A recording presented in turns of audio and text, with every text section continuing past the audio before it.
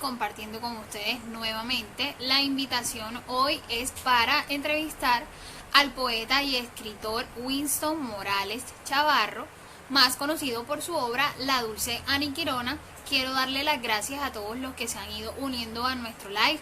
Vamos a darle las gracias también a Dios, que es quien nos permite este momento y estar unidos aún en medio de la distancia. Un cordial saludo para todos ustedes. Buenas tardes Michelle. Les mando un fuerte abrazo. Es un gusto para mí poder compartir aquí con ustedes. Bueno, voy a irles presentando entonces a nuestro escritor Winston Morales Chavarro, nacido en Neiva, Huila, 1969. Él es comunicador social y periodista, magíster en estudios de la cultura, tiene mención literatura hispanoamericana. Además, estudió en la Universidad Andina Simón Bolívar de Quito, es profesor de tiempo completo de la Universidad de Cartagena y se ha destacado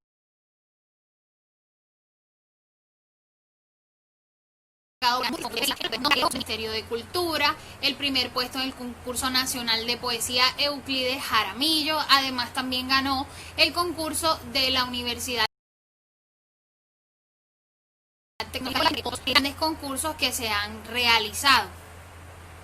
Sus obras también han sido publicadas en países como México, Argentina, España, Colombia, y también han sido traducidos a varios idiomas, entre los que se destaca el francés, el polaco, el italiano. Bueno, un saludo cordial para todos aquellos que han ido ingresando a nuestro live. Un fuerte abrazo para todos ustedes. Ya tenemos aquí a nuestro invitado especial, el escritor Winston Morales Chavarro. Además, sus poemas también de Colombia, España, Venezuela, Italia, Estados Unidos, Argentina, Puerto Rico, Polonia, México, y traducidos, como les contaba, a varios idiomas, entre esos también el portugués y el inglés. Entonces vamos a hacerle la invitación a nuestro escritor para que ustedes puedan conocer un poco más sobre su vida.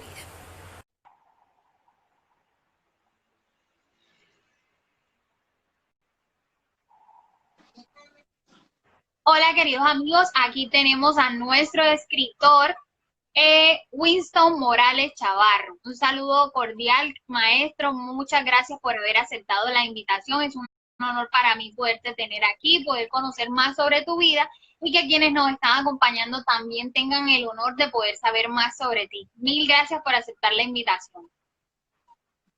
Muchas gracias a ti, Janet, por esta invitación. Para mí es muy grato verte a través de estas plataformas y poder conversar contigo y con tus amigos, con tus seguidores. Claro que sí, maestro, es un honor porque eso nos llena de mucha sabiduría y nos ayuda a seguirnos forjando en este camino literario.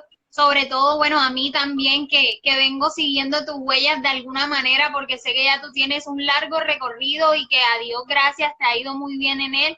Y es por eso que quiero que nuestros amigos, quienes nos están escuchando, también puedan conocer más sobre tu vida.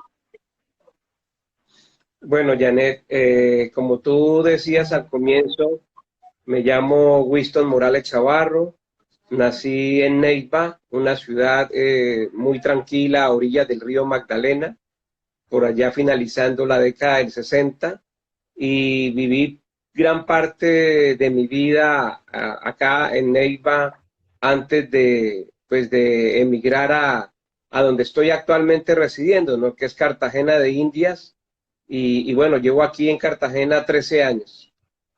13 años. Y bueno, maestro, antes de comenzar con nuestras preguntas, para que quienes nos están escuchando puedan conocer más sobre ti, cuéntanos cómo inició todo ese camino literario, a partir de qué momento o a partir de qué experiencia tú dijiste, yo tengo que ser escritor o quiero dedicar mi vida a este mundo de las artes, de los libros, de la literatura. Bueno, digamos que la influencia, sin lugar a dudas, Janet, siempre parte de las personas mayores, ¿no? De los adultos. En este caso, de mis padres directamente y también, por supuesto, de algunos profesores, ¿no?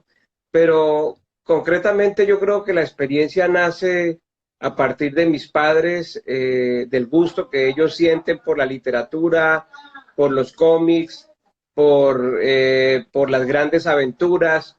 Y es así como yo empiezo. Inicialmente comencé la lectura a través de los cómics, leyendo cómics, leyendo a Calimán, Arandú, Memín, Santo, Lágrimas y Risas, Águila Solitaria. Fueron revistas que empezaron a llenarme a mí de mucha alegría y de mucho placer hacia la lectura, ¿no? Y después de los cómics empecé con las grandes novelas, con la narrativa, con las grandes historias, El Corsario Negro, Desde Rusia con Amor, El Jorobado de Nuestra Señora de París, La Isla del Tesoro, todas esas obras que comienza uno cuando está muy joven a leer, ¿no? Que fueron fundamentales y muy importantes. Grandes obras, maestro. O sea que ahí podemos decir entonces que sí influye la sangre, porque quienes te inspiraron a tomar este camino fueron tus padres. Sí, qué pena con ustedes, pero aquí en la casa hacen un poco de ruido y estaba pidiendo algo de silencio. Sí, Tranquilo, la gente no está acostumbrada a que las entrevistas se hagan por medio de estas plataformas. Exacto, y creen que toda entrevista tiene que ser a través de medios convencionales, ¿no? Como la radio y como la televisión. Por eso seguramente a muchos les causa sorpresa que el COVID se haya prestado positivamente también, ¿no? Porque el COVID también ha generado algunas cosas positivas, ¿no? La gente se ha acercado muchísimo más por lo menos a las entrevistas, a las lecturas, a la literatura, gracias a estas ganas de sociabilizar y de mostrar lo que viene también haciendo la gente desde sus hogares, ¿no? Claro, y a propósito de la pandemia, maestro, ¿cómo la sobrellevas tú? ¿Cómo ha sido este proceso para ti de aceptación? ¿Y qué consideras, sobre todo de aquellas personas que definitivamente han dicho, no, yo no me quiero dedicar a la lectura, eso es una pérdida de tiempo, y que se cierran mucho en sí mismos y no conversan con quienes están a su alrededor? Bueno, yo creo que la pandemia muestra lo que cada uno tiene por dentro, ¿no? El COVID termina sacando esos fantasmas que habitan en el interior de cada uno de los seres humanos, ¿no? Para algunas personas, yo creo que el COVID es como una especie de metamorfosis.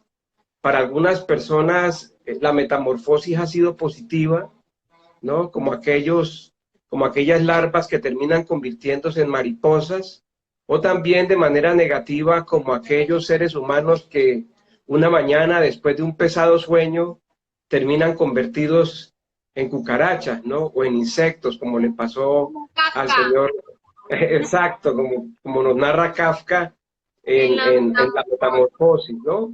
Entonces, para todos ha sido un episodio muy complejo, muy complicado, pero en medio de esos tiempos aciagos y en medio de esas dificultades, pues como que nos hemos sabido nutrir y hemos sabido aprovechar esa circunstancia negativa para sacar de ella cosas positivas, ¿no? Así es. Sigo aprovechando para enviarle un gran saludo a todos aquellos que se han seguido uniendo a nuestro live. Para quienes no conocen, estamos aquí con el maestro Winston Morales Chavarro, escritor reconocido porque sus obras, más que todo La Dulce Aniquirona, han llegado a países como Polonia, México, España, Brasil, entre otros, y hoy por eso tenemos la dicha de compartir aquí con él. Y bueno, maestro, para ti, ¿qué características debe llevar un escrito para que pueda ameritar su lectura, para que digamos es una buena obra, es un buen texto y vale la pena dedicarse a leerlo?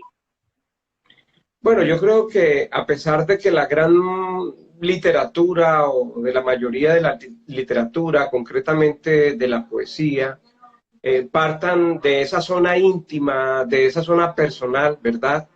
De esa zona espiritual que compete con cada uno de nosotros como creadores. Yo creo que lo que tiene que perseguir la literatura y sobre todo la gran literatura es involucrar, ¿no? Que a pesar de que surja de una zona personal y de una zona íntima, logre de alguna manera penetrar en el alma, en la fibra, en los corazones de los lectores, que logre involucrarlos, que logre contagiarlos, que el lector se sienta de algún modo identificado con eso.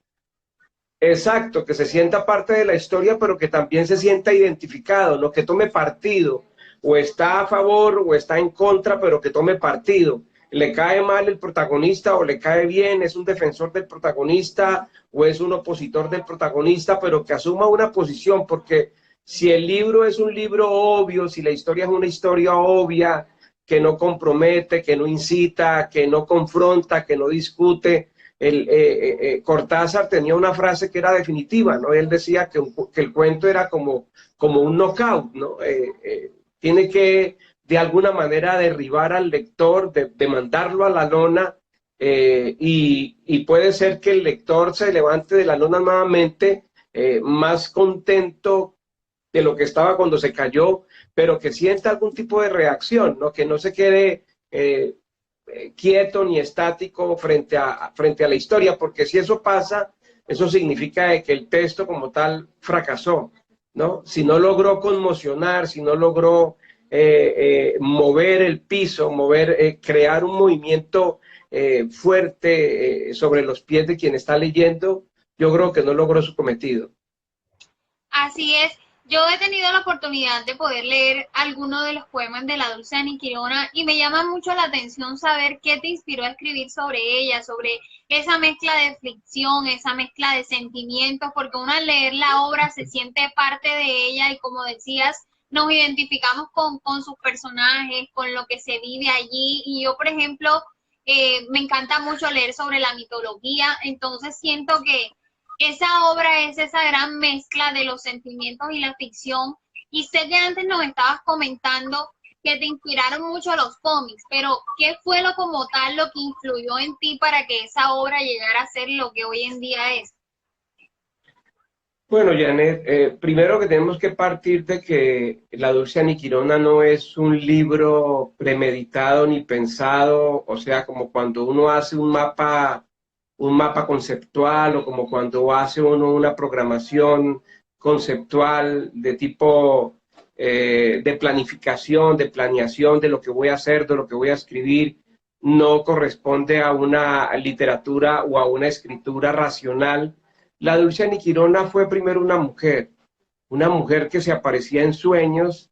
Yo era estudiante universitario, estudiaba en la Jorge Tadeo Lozano de Bogotá, y cierta noche de 1990, es decir, estoy hablando de ya casi historia patria, de 1990, yo me despierto dentro de un sueño y voy a otra habitación y allí me encuentro en una cama, sobre una cama con un libro que se llama La Dulce Aniquilona, ¿no? Entonces yo me despierto ya en el plano físico, o sea, yo estaba despierto pero dentro del sueño, ¿no? Es como una especie de juego de espejos. Y fue como una revelación entonces. Sí, pero de carácter onírico. No fue no fue una revelación, no fue una epifanía de decirte que estaba despierto y tuve como una especie de déjà vu. A lo mejor los sueños también son déjà vu, pero de otra naturaleza, ¿no? Entonces, yo me despierto, escribo el nombre del libro, que se llama La Dulce Aniquilona, y sigo durmiendo. Cuando me despierto en la mañana, reviso el cuaderno del despertar, un cuaderno que yo siempre tenía debajo de la cama, debajo de la almohada, perdón, y me encuentro con ese nombre y busco en el diccionario y no encuentro ninguna explicación. A partir de esa noche de 1990, yo empiezo a soñar con ella y ella a mostrarme escenas, situaciones, a dictarme versos. Y en 1995, es decir, 5 años después, yo pienso en ese personaje como libro, ¿no? Y el libro se publica en 1998, Janet. Entonces, digamos que La Dulce Aniquilona no es un libro, no nace como un libro, no se piensa como un libro, sino que es una mujer que empieza a manifestarse a través de mí, y yo en 1995 escribo el libro pero solamente se publica hasta 1998. Claro, tuvo su proceso de gestación y por eso yo creo que hoy en día es la magnífica obra que está al alcance de todos aquellos que puedan tenerla. Voy a aprovechar para enviarle un saludo a Michelle Román y a UDC TV que están aquí y te envían un caluroso saludo. Dicen que muchas gracias a ti, maestro, por estar aquí hoy en nuestro live. Te mandan un saludo y te dicen caluroso saludo, maestro. Feliz también, así como yo lo estoy, de que puedas compartir con nosotros este momento y bueno, y revelarnos eso tan maravilloso que nos acabas de decir de la Dulce Aniquirona, porque de pronto muchas personas han leído, pero no todos saben que fue a través de un proceso de sueño que se logró plasmar esa dulce mujer que hoy en día se manifiesta a través de las maravillosas de obras que tú nos compartes. Y bueno, quisiéramos también saber, maestro, si el estado de ánimo que tú tengas influye en la forma en cómo escribes y a partir de qué estado de ánimo te inspira, si es el amor, si es la soledad, si es la felicidad, o si simplemente tú dices, me voy a sentar y voy a desarrollar lo que surja. Bueno, Janet, yo creo que cada escritor tiene una manera muy particular de escribir, ¿no? Y algunos seguramente estarán motivados por algunos planos emocionales muy concretos. Eh, hay hay varios libros muy interesantes que hablan de los procesos creativos, ¿no? Pero los procesos creativos no son los mismos. Es decir, Pablo Neruda escribía sobre un pedazo de tabla que había llegado desde el mar allí a Isla Negra y él con ese pedazo de tabla crea un escritorio y le tenía mucha fe Neruda a ese escritorio, ¿no? Hubo muchos escritores que escribían de pie, sentados, desnudos, en la noche. Marcel Proust, por ejemplo, es un escritor que siempre escribía en la noche y hasta altas horas de la madrugada. Hay un documental, bueno, una película que se llama Celeste, que muestra todo ese proceso creativo de Marcel Proust, ¿no? De Marcel Proust. Entonces, yo no tengo tampoco, digámoslo así, un método o una técnica, no te puedo decir que tengo que estar triste, o tengo que estar melancólico, o tengo que estar enamorado.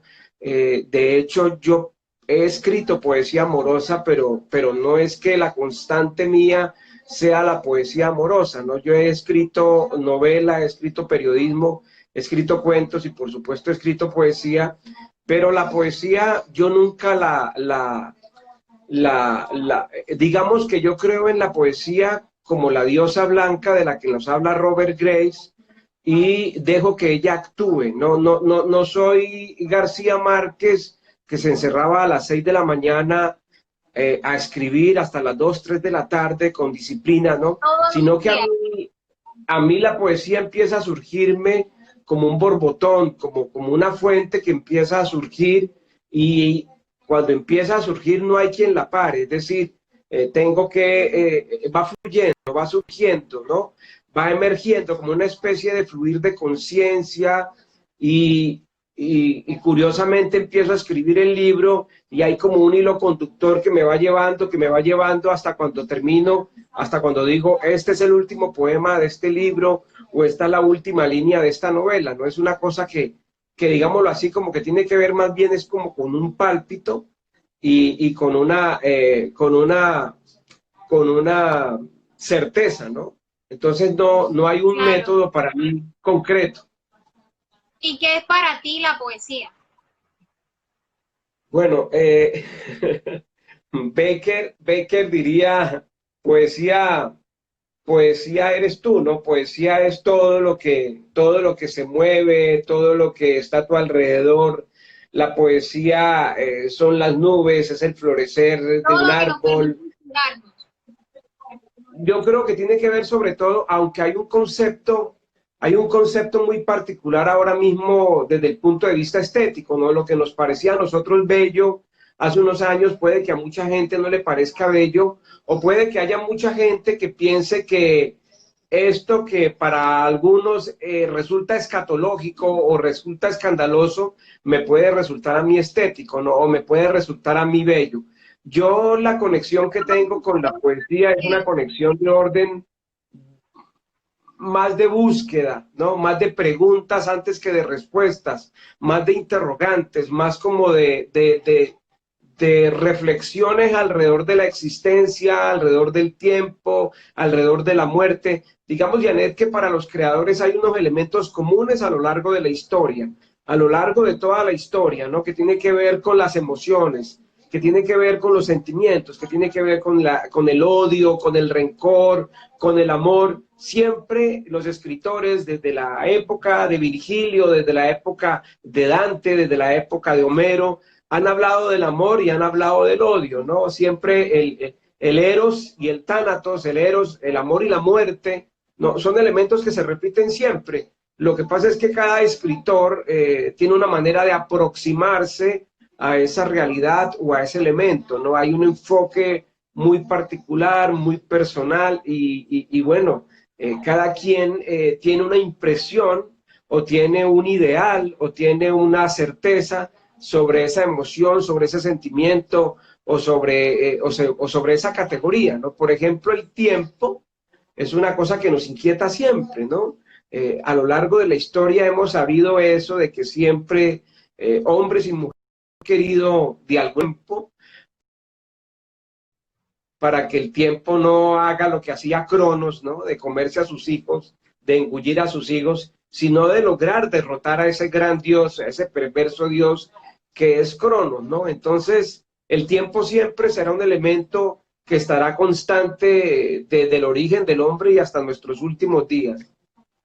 Claro, ¿y tus experiencias de vida las podemos ver plasmadas en tus obras o ellas son procesos de las experiencias que tú has visto en otras personas o de lo que has leído?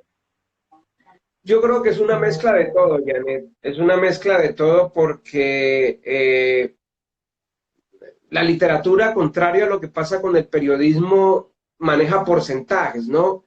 Digamos que el periodismo siempre está sustentado sobre la realidad, sobre lo comprobable, sobre lo verificable, sobre los hechos concretos y reales. Es decir, el periodismo apela a la realidad y a la verdad. La literatura puede apelar a los dos y en porcentajes distintos. Es decir, en la literatura puede haber un 90% de ficción y un 10% de realidad, o a la inversa.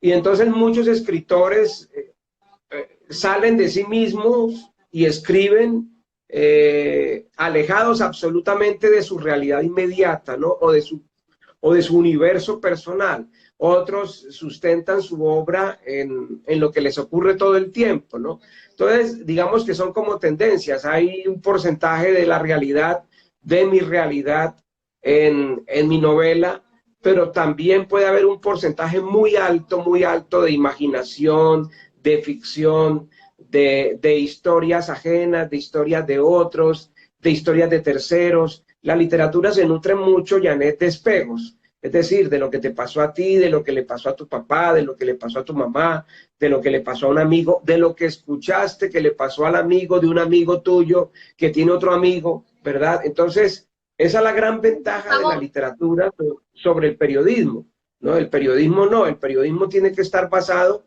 sobre hechos verificables y sobre hechos que se puedan de alguna manera confrontar. Uno va a la fuente y tiene que acercarse a la fuente de manera muy fiel, ¿no?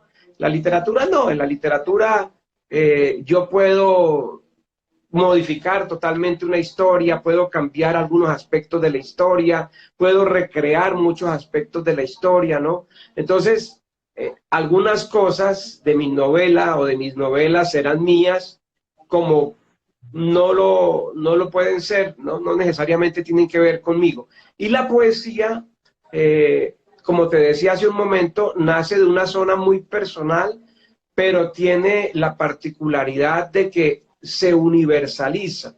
Es decir, tiene que ver contigo, tiene que ver con aquel, tiene que ver con el otro, tiene que ver con aquella, con ella, ¿no? Entonces, esa es la virtud de la literatura, ¿no? De involucrar la mayor cantidad de seres humanos posibles. Claro. Adriana Angarita dice mi admiración y respeto para este gran poeta. Así que un saludo especial para ella. Y bueno, maestro, parte de esa vocación que tienes de escritor es transmitir a tus lectores simples ideas, tus pensamientos, o es influir en el modo de vida de los estudiantes, porque como yo decía al principio, le estaba contando a quienes nos escuchan, eres profesor de tiempo completo de la Universidad de Cartagena. Entonces, de esta manera, a través de tus escritos, buscas también influir en la vida de ellos, o no tiene nada que ver. No, yo no tengo ese propósito. Digamos que yo eso se lo dejo para para los escritores de libros de autoayuda, ¿no?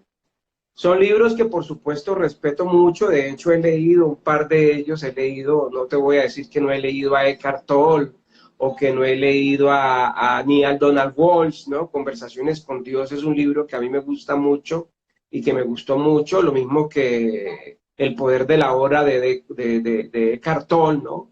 O alguno que otro libro de otros grandes escritores como Og Mandino, ¿no? Por ejemplo, que es un libro obligado, el del mejor vendedor del mundo que todos leímos, pero mi propósito no es ese, ¿no? Mi propósito es simplemente contar una historia o reflexionar alrededor de un elemento estético o de un elemento poético como es la muerte o como es el tiempo, pero no con el ánimo de decir, esto se lo voy a dirigir a Janet, o esto se lo voy a dirigir a mi hija, o esto se lo voy a dirigir a mi hijo, ¿no? No, en ningún momento hago eso, ahora, eso no quiere decir, Janet, que el libro no te sirva.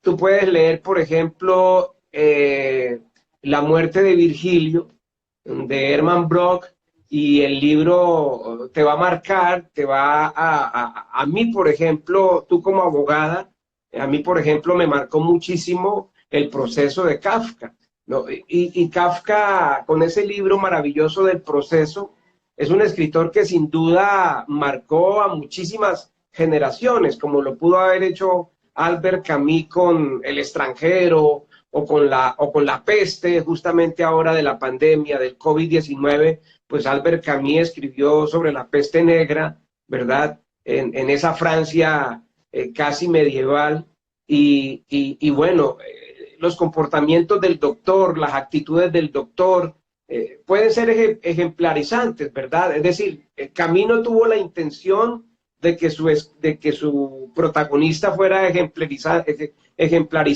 pero lo logró, ¿no? Como lo pudo haber logrado José Saramago con La caverna o con todos los nombres o con el ensayo sobre la ceguera, ¿no? Finalmente terminan estas novelas, a pesar de no haber tenido la intención de modificar los seres humanos, lograr esa intención y lograr ese, digámoslo así, ese atributo.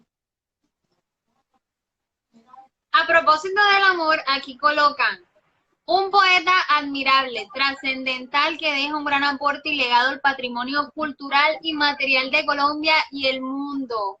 Atentamente, Candice Selén. Sí. Bueno, maestro, y bueno, pese a que todas las personas pueden escribir si se lo proponen, ¿para ti crees que ellos deben tener una formación previa o cualquiera que diga yo quiero escribir se sienta y lo puede hacer? No, sin lugar a dudas, la gran formación de todos los escritores tiene que estar sustentada y fundamentada sobre la lectura, ¿no? Isaac Newton dijo hace mucho tiempo, si he llegado tan lejos es porque iba sobre hombros de gigantes. Uno tiene que ir sobre hombros de gigantes. Eso no quiere decir, Janet, que tú tengas una influencia, que muchas veces la tienes. Hay a veces escritores que se les ve una, por ejemplo, cuando tú lees a Isabel Allende, tú ves que hay una influencia de García Márquez, o como cuando tú lees alguna novela de Laura Restrepo, como Delirio, por ejemplo, notas una influencia de José Saramago en Laura Restrepo.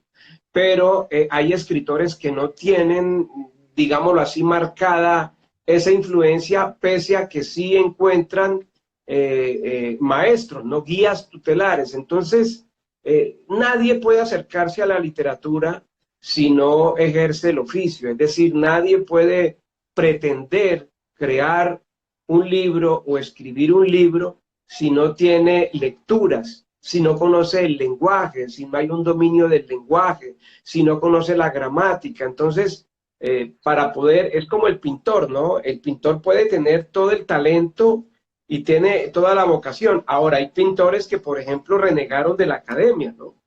Que renegaron o que se alejaron de la academia, ¿no? Y que fundaron un movimiento muy personal, como es el caso de Picasso, o como es el caso de Van Gogh, o como es el caso de Modigliani y otros pintores, ¿no? Pero eso ya lo lograron cuando de algún modo ya conocían los colores, la paleta, los resultados de la mezcla de un color con otro, es decir, ya eran maestros, ya tenían el atributo de poderse de alguna manera alejar del modelo que les fue impuesto, ¿no? Pero uno como escritor, si quiere ser escritor, si tiene la pretensión de ser escritor, tiene que ser ante todo, como decía Borges. Borges decía, yo más que escritor soy un gran lector, ¿no?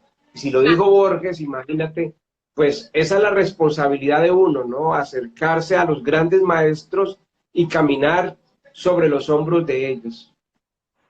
Claro, y es que para poder hacer cualquier obra, o en este caso que hablamos de la poesía, toda composición literaria, además de la disciplina y de la disposición y de la elocución, tiene que tener sobre todo esa sabiduría del lector, del escritor, porque si el escritor va a realizar cualquier tipo de obra, tiene que estar fundamentado en los temas que va a tratar, porque habrá gente crítica que va a estar leyendo eso, y que no importa el tamaño de nuestra audiencia, lo importante es realizar una buena obra, porque pues si vamos a influir en la vida de las personas, de nada vale influir de manera negativa, ¿no? O que no deje un aprendizaje, porque lo importante en este tiempo es crecer culturalmente e ir moldeándonos como seres humanos y ser mejores cada día.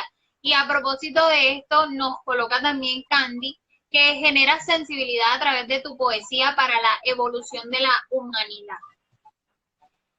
Y bueno, maestro, ¿consideras que, hablando de eso, si un poeta tiene la inspiración pero no tiene la disposición y aún así se sienta a escribir, ¿tú crees que pueda surgir un buen poemario que pueda seducir al lector? Yo creo, Janet, que tiene que haber mucha disciplina. A ver, yo considero, desde mi punto personal, hay tres momentos que son fundamentales, ¿no? Uno, creer en que uno puede. Voy a sonar un poco como escritor de autoayuda, pero creo que es necesario, ¿no? Creer en uno, creer en la búsqueda de uno, en lo que uno está haciendo o en lo que uno está buscando como escritor, en buscar esa voz personal, esa voz propia, ¿verdad? Y lo otro, la pasión. O sea, yo creo que todo acto creativo tiene que estar lleno de mucha pasión. Y no hablo únicamente de escritores o de músicos de vieja data. No estoy hablando de la disciplina que tuvo Marcel Proust, ni de la disciplina que tuvo William Faulkner, ni de la disciplina que tuvo un pintor como Van Gogh, por ejemplo, que renunció a todo y que se fue a Arles justamente para crear, ¿no? Como Gauguin, que se fue a Tahití a crear. No, eso también se ve en los tiempos modernos. Si tú te arrimas o te acercas a un guitarrista, por ejemplo, uno de los mejores guitarristas del heavy metal, como es Slash, te vas a dar cuenta de que Slash tenía una disciplina férrea. Entonces, no estoy hablando de tiempos remotos, pasados, sino que es una constante de siempre. Tú puedes tener la intención, puedes tener la vocación, incluso puedes tener el talento. Puedes tener mucho talento, ser muy talentosa, pero si no tienes la vocación de la disciplina, la vocación de la entrega, la vocación de la renuncia, es decir, de ponerte ceras en los oídos, como hizo Ulises, para dejar de escuchar el canto de las sirenas. En este caso, ¿cuál sería el canto de las sirenas? Pues la cotidianidad, de los amigos, la rumba, que no estoy diciendo que no se pueda hacer, por supuesto que sí, pero entender que así como le dedico 3 horas, 4 horas a la discoteca, pues le voy a dedicar 8 o 10 horas a la lectura, ¿verdad? Y 6 horas a la escritura, y 7 horas a la revisión de esa escritura, y 4 horas al borrón y cuenta nueva, ¿no? Porque Si tú revisas, por ejemplo, los 12 cuentos peregrinos de Gabo, te das cuenta de que se llaman 12 cuentos peregrinos porque justamente fueron 12 cuentos que fueron a parar al cesto de la basura. ¿Cuántas páginas no borró Balzac, que era tan exigente? Balzac era muy exigente con él, ¿verdad? Flaubert, por ejemplo, eran personajes muy exigentes. Entonces uno puede tener toda la vocación, todo el talento. Tú, a veces a los asnos, ¿no? Como dice la fábula, le suena la flauta por accidente, pero entonces, si tú quieres que esa flauta siga sonando, tienes que sentarse, solamente personas excepcionales como Mozart, que ya venía con el talento, ¿no? Venía con el talento de fábrica, Mozart, que ya componía a los 4 años, o incluso Beethoven, que componía ya a los 8, a los 10 años. Esos son casos excepcionales. A mí la naturaleza no me dio la genialidad como se la dio a Beethoven o como se la dio a Mozart o como se la pudo haber dado a Chopin, que murió tan joven, ¿no? O incluso el mismo Schubert, que murió tan joven. Schubert murió muy joven y compuso esa gran obra muriendo tan joven. A mí la naturaleza no me dio esa genialidad, de modo que al no darme esa genialidad que le dio a Gabo, por ejemplo, pero a pesar de eso, fíjate, Gabo tenía mucha disciplina, mucha insistencia. Entonces, nos toca leer muchísimo, nos toca sacrificar rumbas, amistades. Los escritores, por eso siempre son seres solitarios, porque prefieren estar en sus casas, en sus guardillas, escribiendo, leyendo, creando, y todo esto se va a ver, Janet, a lo largo de los años, a lo largo del tiempo, a los 15, 20 años. La Dulce Aniquirona es un libro que se escribió en 1998, es decir, tiene más de 20 años de haberse escrito, tiene 22 años. Hasta ahora es que ella es una adolescente y que empieza a caminar de manera autónoma, ¿no? Bueno, empezó a caminar desde que tenía 2 años, 3 años. Entonces, hay que ser también un poco paciente con los resultados, ¿no? Sí. A propósito de ello, aquí tenemos al escritor Nemesio Castillo Serrano, quien te pregunta qué opinas de las nuevas corrientes literarias, que si crees que en muchos casos eso se ha ido perdiendo esa esencia armónica del verso. Bueno, lo que pasa, mi querido Nemesio, es que hay otras dinámicas creativas, ¿no? Las escuelas, por ejemplo, desaparecieron en la década de los 80. Hoy ya no estamos hablando de escuelas como pasó en Bogotá, por ejemplo, con Piedra y Cielo, con Golpe de Dados, con la generación, bueno, ahora mismo se me olvidan algunos nombres. Digamos que ahora Nemesio es una búsqueda más personal y una voz mucho más personal, ¿no? Si nos agrupamos generacionalmente, por ejemplo, algunos amigos que coincidimos más bien con un asunto temporal más que con un asunto estético, ¿no? Ya no somos los poetas malditos o ya no somos los surrealistas, que habían unos elementos más claros, más precisos que nos identificaban. Ahora, por supuesto, Nemesio, siguen habiendo elementos, ¿no? Que tienen que ver con la violencia, que tienen que ver con el conflicto, que tienen que ver con la guerra, pero cada uno lo elabora y lo aborda de una manera muy personal y muy particular, ¿no? Entonces, el verso ahora, que es el verso libre, ya no es el verso de la octava real, de los alejandrinos, ¿verdad? Del soneto, de la métrica. Ahora es el verso libre, que es un verso que tiene un ritmo y una música que le impone, ya no el modelo que uno seguía, sino que le impone uno como escritor. Yo le pongo mi música personal, yo le impongo mi ritmo personal, que es un ritmo que tiene más que ver con mis pálpitos, ¿verdad? O con mis propias respuestas frente al proceso creativo. Entonces, lo que yo veo con alguna preocupación... abre la posibilidad de que las personas también puedan escribir, porque es que hay muchas personas que en aquel entonces no lo hacían porque no se les daba como seguir esas reglas, y a pesar que hoy como escritores todavía tenemos que seguir como ya la regla general de un buen lenguaje, el verso libre nos ha permitido poder desarrollar aún más ese proceso de inspiración, pero ya pues cada quien tendrá su propio criterio, es mi criterio muy personal. y cada escritor pues puede manejarlo a su manera, ¿no? Sí, yo por ejemplo empecé escribiendo sonetos. Estoy hablando de antes de 1990, yo empecé escribiendo sonetos. Pero ya después, digámoslo así, yo siempre fui muy buen lector desde muy pequeño. Leía poetas franceses, poetas ingleses, poetas alemanes. Sobre todo, yo, mi querido Nemesio, empecé leyendo literatura. Yo toda la vida leí más narrativa que poesía, toda la vida.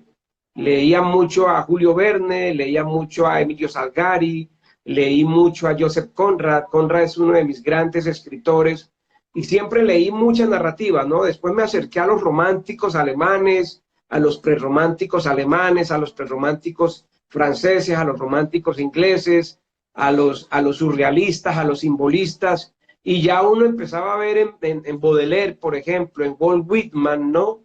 Con el canto general, perdón, el canto general, no, el canto a mí mismo, y de Walt Whitman, o algunos poemas en prosa de Baudelaire, pues empecé a entender que la poesía ya era una poesía que no se sometía, digámoslo así, a un modelo, sino que era una poesía que permitía ya la propia búsqueda del sujeto creador, del sujeto creativo, ¿no?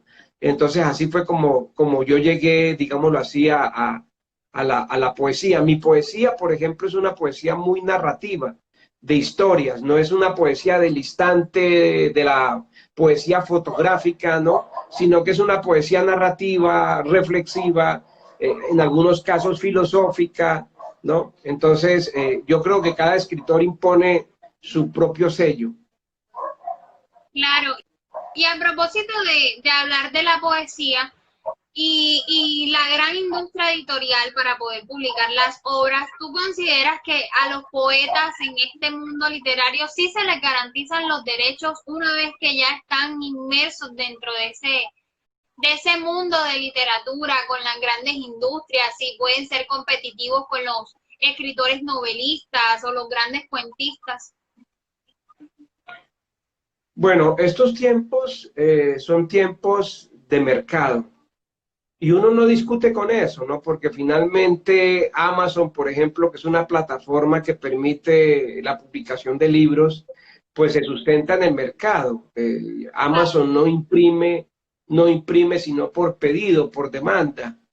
Para mí es importante tener mis libros en Amazon porque alguien que no me conozca puede llegar a mi obra de manera accidental desde China, desde Japón, desde que no pasaba en 1998 cuando publiqué La Dulce Aniquirona. Si a mí me preguntan cómo me fue con La Dulce Aniquirona, yo digo, se regaló bien, ¿sí?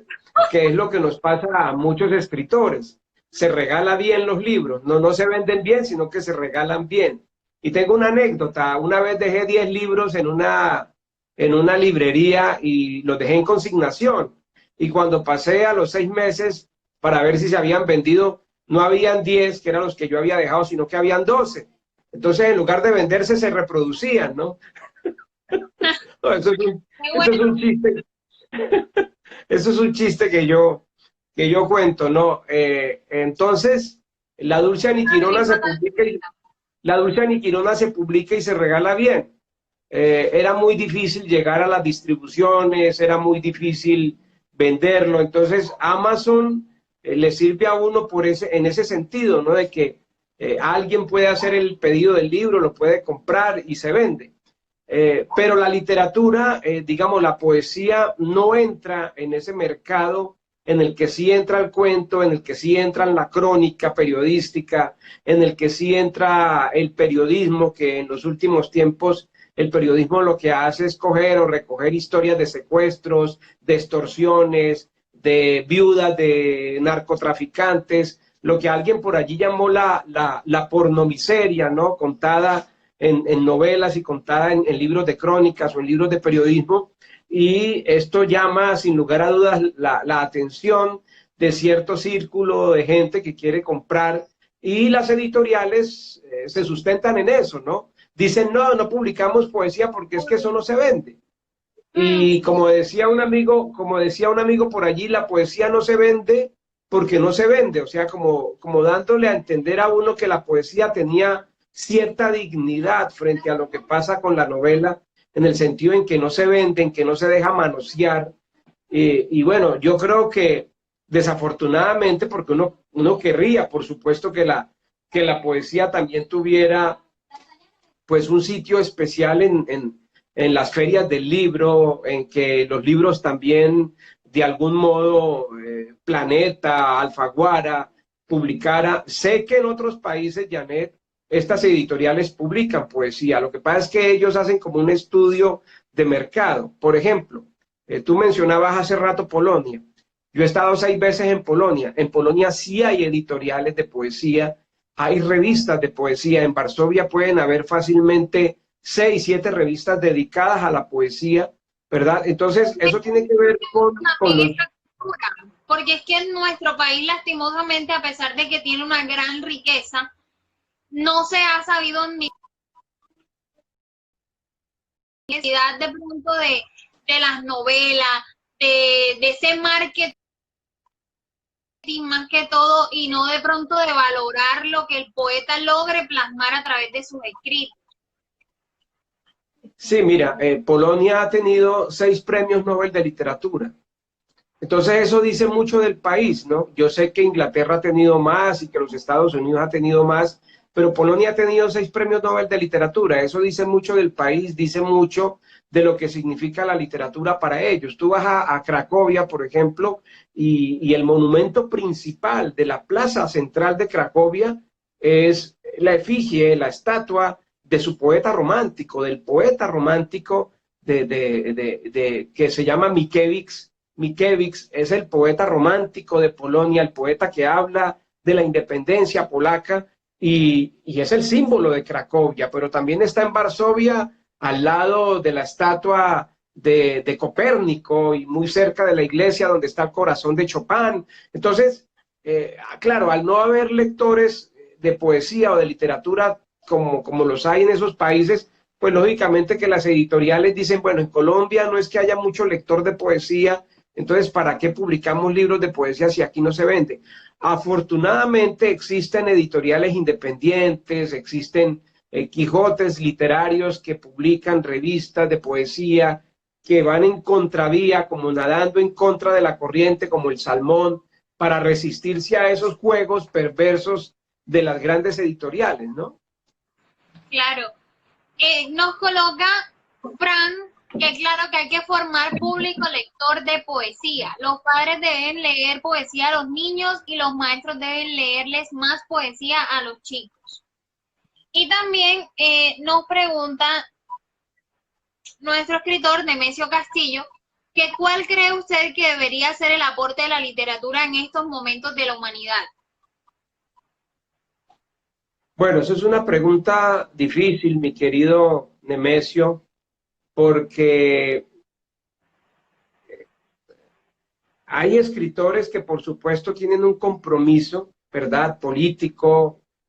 Alguien decía por allí que ya los escritores no quieren comprometerse, que ya no quieren asumir posiciones políticas para no perder lectores, ¿no? Porque hoy por hoy que este mundo, sobre todo en Colombia, que está tan polarizada, cuando uno asume una posición política en contra de la mayoría, por ejemplo, uno pierde amigos, ¿no? Dice, te voy a bloquear, te voy a eliminar de Facebook, cuando uno asume posiciones. Entonces hay mucha gente que ha preferido no asumir posiciones. Ahora, en cuanto a la creación, Nemesio, yo por lo general en mi poesía no asumo ninguna posición política, que sí puede estar presente en el periodismo o que sí puede estar presente incluso en la novela, sin, digámoslo así, sin que haya una claridad muy radical desde el punto de vista político, ¿no? Yo prefiero un poco permanecer distante, tomar distancia de eso. Prefiero más bien, por ejemplo, Janet, yo me gané en el año 2001 el Premio Nacional de Poesía de la Universidad de Antioquia, que dicen los entendidos que es el premio de poesía más importante del país. Y alguna vez, en un festival de poesía de Medellín, porque he estado invitado 2 veces a ese festival, alguno de los organizadores, no voy a decir nombres, me decía, ¿usted por qué escribe sobre Abraham, sobre Moisés, sobre Caín, sobre Eva, y no escribe sobre los muchachos de las comunas? Entonces yo le decía, afortunadamente existe la diversidad en la literatura, porque usted se imagina que todo el mundo estuviera escribiendo como Víctor Gaviria o como otros escritores sobre el sicariato, sobre las comunas, sobre las pandillas. Pues hombre, la literatura sería muy aburrida. Pregúntele, les dije yo a ellos, pregúntenle a Hermann Brock por qué escribe sobre Virgilio, o por qué a Margarita Yucernar escribe sobre Adriano, o por qué se me olvida el nombre de Graves, escribe sobre Claudio, el emperador romano, ¿no? O La diosa blanca, que se llama su libro. Entonces, afortunadamente existe esa diversidad y no todo el mundo, el mismo Pablo Montoya, un escritor nuestro, no escribe sobre Medellín, ¿no? Sino que escribe sobre otras situaciones que no tienen nada que ver con su contexto histórico ni con su contexto temporal y geográfico, ¿no? Entonces, yo creo que hay muchos escritores y que habrá uno, dos o tres que están interesados en escribir sobre política o en escribir sobre sicariato o en escribir sobre prostitución, como el caso de Gustavo Bolívar, ¿no? Gustavo decidió escribir y eso es respetable, yo se lo respeto a Gustavo, a quien admiro y a quien sigo en redes sociales. Yo respeto a Gustavo Bolívar, pero él escribió Sin tetas no hay paraíso, algo que yo en la vida jamás escribiría, no porque lo encuentre mal, sino porque simplemente mi pálpito, mi naturaleza, mi voz interior, pues no me motiva a escribir sobre eso, ¿no? Habría que preguntarle a Robert Graves, me acuerdo el nombre de Robert Graves, ¿por qué escribió sobre Claudio, el emperador romano, y no sobre la situación histórica o política de su país, ¿no? Claro. Es que cada escritor se puede identificar con alguna parte de la literatura o de la historia con la que considere que es afín. Y bueno, maestro, ¿tú consideras que este camino literario es difícil? Yo creo que la literatura, alguna vez lo dije, es la dulce condena, ¿no? Yo no pude escoger otra cosa. Digamos que yo respondía a una naturaleza, o sea, la naturaleza del lobo es cazar ovejas, o la naturaleza del zorro es cazar gallinas. La naturaleza del lobo siempre será esa, la naturaleza del escritor o del poeta es esa. No, yo no me veo en una oficina, en un juzgado, en una notaría, no me veo en un cargo administrativo, no me veo detrás de un escritorio como gerente de un banco, o sea, me pegaría un tiro yo como gerente de un banco, o sea, pero igual, es decir, yo respeto esos oficios porque hay gente que nació y que tiene esas inclinaciones y que tiene esas vocaciones, ¿verdad? La vocación mía tiene que ver es con esto, con leer. Seguramente no hice la plata que hizo el magistrado, ni hice la plata que hizo el político, ni tiene el círculo de amigos que tiene el político, pero a mí eso no me interesa. O sea, yo respondo es por lo que me pedía mi propio pálpito, y mi pálpito me pedía era eso, leer, ¿no? Como el músico que logró o que no logró el reconocimiento, ¿no? Seguramente muchos se murieron y antes de muertos no lo lograron, como pasó con el mismo Van Gogh. ¿Por qué no Van Gogh se puso a hacer ya lo que hacía su hermano? No, Theo se ocupaba de otras cosas. Theo era el comerciante, Van Gogh se iba a ir a pintar y se murió pintando. Y no vendió, escucha bien, no vendió ni siquiera 2 cuadros en su vida. No vendió y los cuadros que vendía se los compraba su propio hermano Theo, pero esa era la felicidad de Van Gogh. La felicidad mía es leer y es escribir. Ahora, que si lo que yo escribo es bueno o es malo, esa no es mi preocupación tampoco. La preocupación mía es escribir y responder y poner. Habrá algún colega, algún amigo o algún profesor de la universidad que diga lo que escribe Winston es malo. A mí eso no me importa. Yo únicamente respondo a una necesidad personal y a un pálpito muy personal, que ya vendrá el tiempo y dirá, porque el tiempo es el mejor juez, lo que escribió este hombre vale la pena y trasciende, o si no, pues no trasciende y no pasó nada. No pasó absolutamente. Ahora, yo quiero que trascienda, por supuesto, sería hipócrita decir que no quiero que trascienda, pero ya me hice la idea de que si no voy a Estocolmo, pues voy a Bogotá y punto.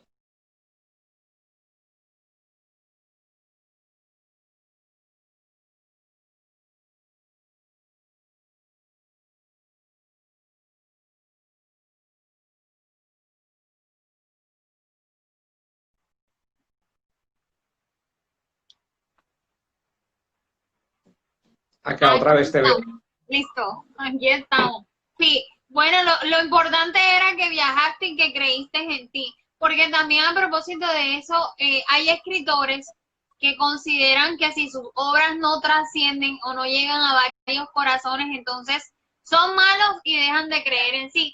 Pero por lo que hemos podido escuchar de ti, nos hemos dado cuenta que lo importante es esa fe que te has tenido a ti mismo y creo que eso ha sido la clave del éxito que han podido tener tus obras. Entonces, por eso quisiera que nos dijera qué fue esa sensación que tú sentiste cuando viste a la Dulce Aniquirona ya publicada, ya hecha material, o sea, ya cuando se materializó.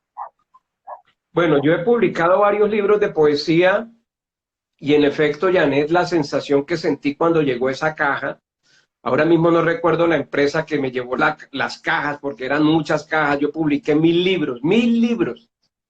Hoy por hoy uno publica 100, 150, 200, o en Amazon pues uno va expidiendo por ejemplar, ¿no? Pero yo publiqué 1000 ejemplares que se publicaron con Trilce Editores, una editorial de un amigo que ya murió, un gran poeta colombiano que se llamaba Guillermo Martínez González, a quien quiero mucho y a quien quise mucho, pero yo siempre bromeo que ese libro se publicó con la editorial del propio bolsillo, ¿no? Porque la plata del libro salió de mi bolsillo, con algunas colaboraciones, ¿no? Por supuesto. Dígame, dime. Nos toca a la mayoría de los escritores, ¿no? Porque aunque las editoriales, por ejemplo, como me sucedió a mí, pese a que fue a través de un concurso, a mí me tocó también ahí poner mi bolsillito y ya pues posteriormente el reconocimiento viene, ¿no? Pero en principio uno tiene que decir, contra viento y marea me tocó creer en mí. Sí, Sí. cuando llegaron esas cajas, Janet, el sentimiento que yo sentí nunca más lo volví a sentir. O sea, uno se alegra cuando publica el segundo, el tercero, el cuarto, el quinto libro. No, yo creo que cuando uno publica un libro es como cuando uno besa a la mujer que le gusta por primera vez. No quiero decir con esto que el efecto y que la gracia y que el gozo de los besos que sigan en adelante se pierdan, ¿no? Sino que es la emoción de esa primera vez, de ese primer contacto, de ese primer beso, es irrepetible. Así me pasó a mí cuando llegaron esos libros, fue una sensación irrepetible que nunca más se vivió con esa misma intensidad, ¿no? Entonces, pues el libro, como te digo, se publicó en 1998, se ganó un par de premios y bueno, después fue traducido al alemán, fue traducido al polaco, está publicado en inglés, está publicado en español, algunos versos se han publicado en chino y en otros idiomas, pero además de eso hay algo bien bonito y es que varios músicos, muchos músicos de distintos lugares, de Uruguay, de México, de Brasil, de Polonia, yo tengo un canal de YouTube y ustedes pueden ver allí varios poemas míos leídos por polacos, por alemanes. Entonces, esas son cosas que a uno lo alegran muchísimo, ¿no? Haber leído en la Universidad de Harvard, haber leído en el Instituto Cervantes de Berlín, de Varsovia, en el de Cracovia, haber leído en universidades como la de Wrocław, o la de Zielona Góra, o la de Cracovia, donde estudió Copérnico. Es decir, son cosas que a uno lo alegran muchísimo, ¿no? Yo leí en la universidad donde estudió Copérnico, qué belleza, qué alegría, ¿no? Entonces, son cosas muy motivantes y son básicamente lo que le dan la vida a uno como escritor, más allá de que si el libro se vende, más allá de que sea el primero en ventas, ¿no? Es esa emoción de entrar en contacto con gente de otros lugares que están recitando tus poemas o que los están aprendiendo en un colegio. Por ejemplo, en un colegio en Poznań, Polonia, se han hecho talleres de traducción de chicos polacos que traducen la Dulce Aniquirona al polaco y la leen en polaco, ¿no? Entonces, son cosas que a uno lo motivan y lo alegran mucho. Claro. Y ya pues para irnos despidiendo, maestro, ¿cómo pueden encontrarte quienes nos están escuchando en tus redes sociales y cómo pueden adquirir las obras que ya nos quedan 20 segundos? Bueno, en Amazon están todos mis libros, ponen Winston Morales Chavarro, con ese mismo nombre, pues mi canal de YouTube y los otros canales, ¿no? El de Instagram, el Facebook, eh, Instagram, YouTube y Facebook. Listo. Mil gracias a todos los que estuvieron aquí. Recuerden, el escritor